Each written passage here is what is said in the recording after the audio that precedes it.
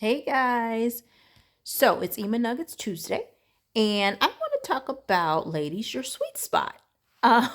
So my sister and I was having a discussion about your gifting and your assignments, and she calls it your sweet spot, that special niche that you have.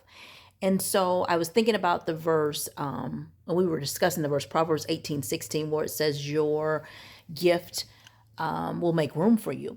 And I think we kind of misinterpret that sometimes and we don't understand what that means. And so I just want to give just a little bite size, just a little info to you ladies about that niche, that sweet spot that you have. I think sometimes um, we don't necessarily know what it is, and if we do know what it is, we don't hone in on it or cultivate it because it may not be what people think success may be. I think a lot of times that happens. I think that God also usually, especially in my case, it usually is something that you weren't expecting or what you didn't think it should be, your gifting should be.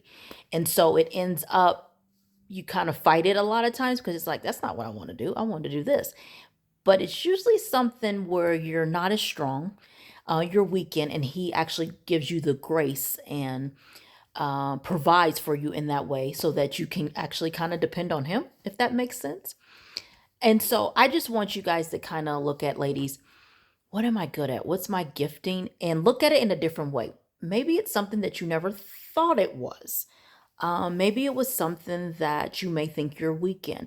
I know for me, let's just take, for example, me being an author, I would have never thought I would have been an author. I have a learning disability.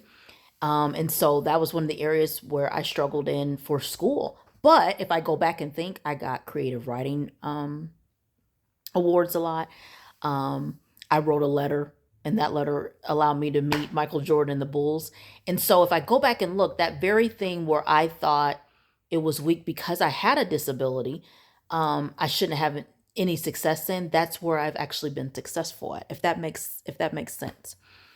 So I just want you guys to kind of look at that. What is your gifting?